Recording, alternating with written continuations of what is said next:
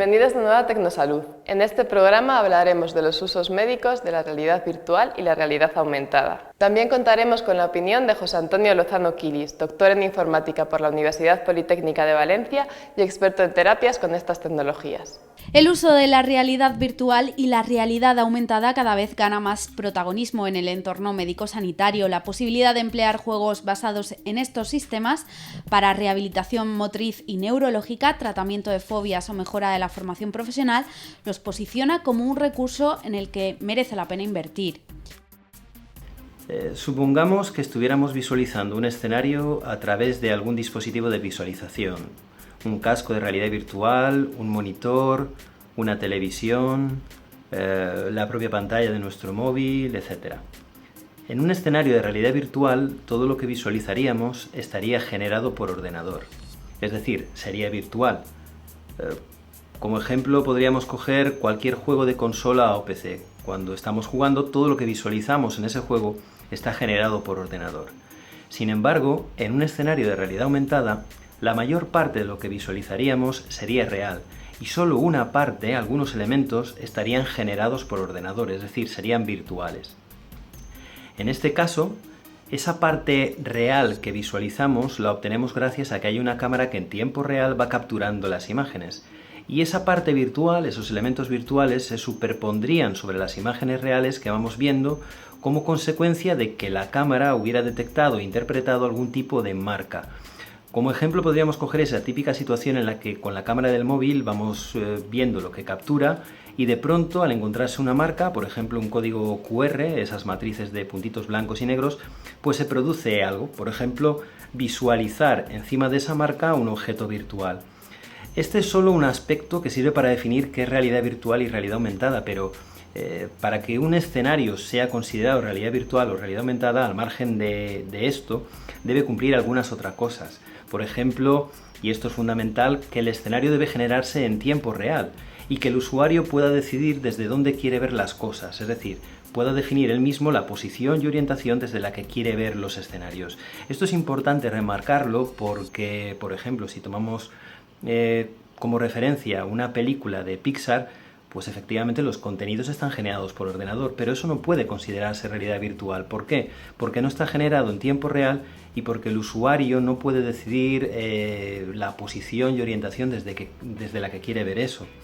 De la misma forma, una película en la que vemos que hay una mezcla de imagen real con imagen virtual tampoco puede considerarse un escenario de realidad aumentada, por lo mismo, porque no está generado en tiempo real y porque el usuario no puede decidir a voluntad desde dónde quiere ver eso y con qué orientación. Esa es la clave.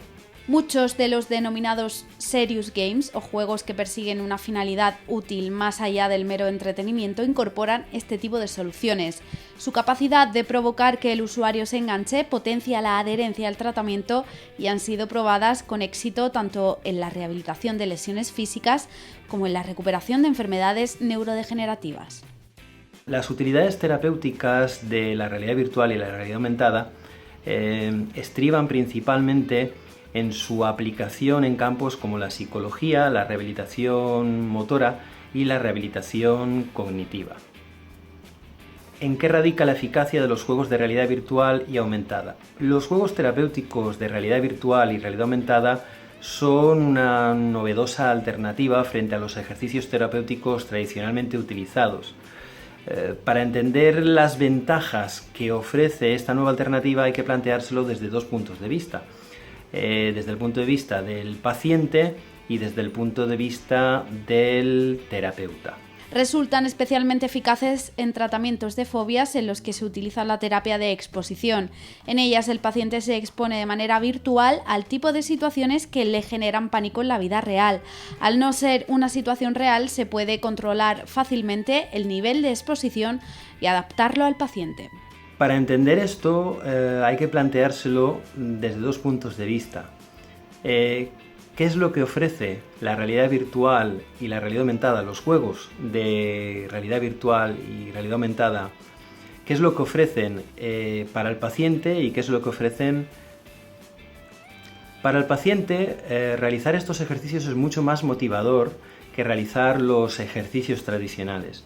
Esto se consigue sobre todo gracias a esa componente de juego que se da al ejercicio de rehabilitación que debe realizar. Al paciente ya no le resulta tan aburrido el realizar un determinado ejercicio muchísimas veces, sino que le resulta motivador el tener que enfrentarse a él para retarse a sí mismo e intentar superarse poco a poco. Para el terapeuta, esos ejercicios virtuales pueden configurarse de cara a ser ofrecidos al paciente adecuándolos a sus características, por ejemplo, adecuándolos al estado en el que se encuentra su proceso de recuperación. El terapeuta puede ofrecer dicho ejercicio con un determinado nivel de dificultad que se puede ir incrementando en función de cómo vaya evolucionando el paciente. Por otro lado, tras la realización de dichos ejercicios, el terapeuta puede obtener toda una serie de parámetros que, tras analizarse, pues le pueden venir muy bien para determinar si dicho paciente está evolucionando o no. La eficacia de este tipo de juegos radica principalmente en las ventajas que, como estas que acabo de citar, pues ofrecen respecto a los ejercicios tradicionales. Además, la realidad virtual y la aumentada favorecen la gestión del dolor al ser capaces de inducir a estados de meditación y relax.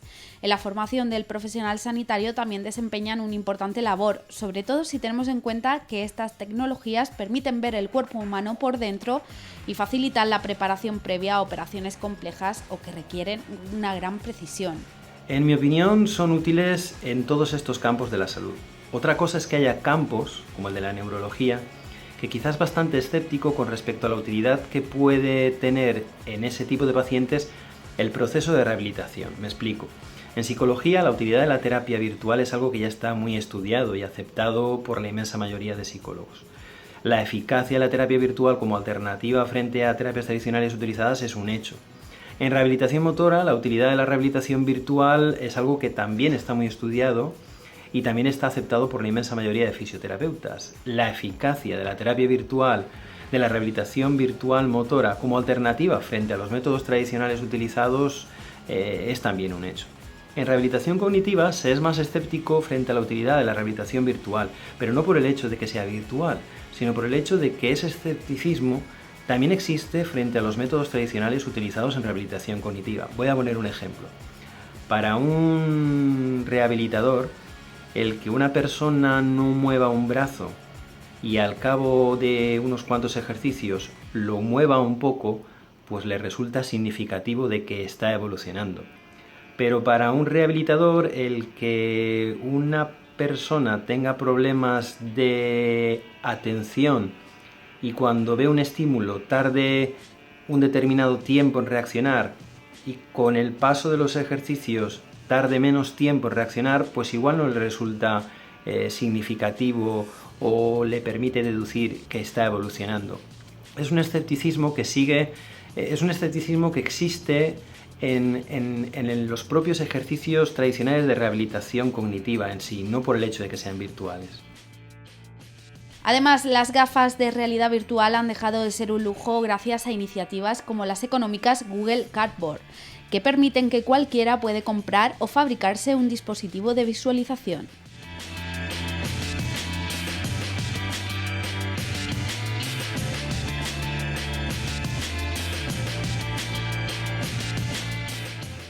A lo largo de tu trayectoria profesional con la realidad virtual aumentada orientada al ámbito terapéutico, ¿cuál ha sido la experiencia que más te ha impactado?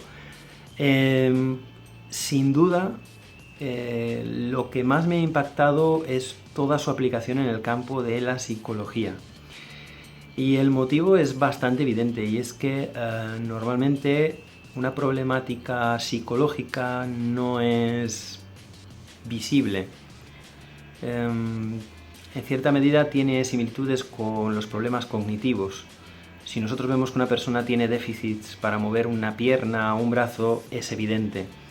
Pero el que una persona tenga déficits a la hora de memorizar, planificar, atender, que estaría asociado a rehabilitación cognitiva, eso no es tan evidente. Uno no se da cuenta con tanta facilidad. De igual forma, los problemas psicológicos a veces no se ven desde fuera con mucha claridad.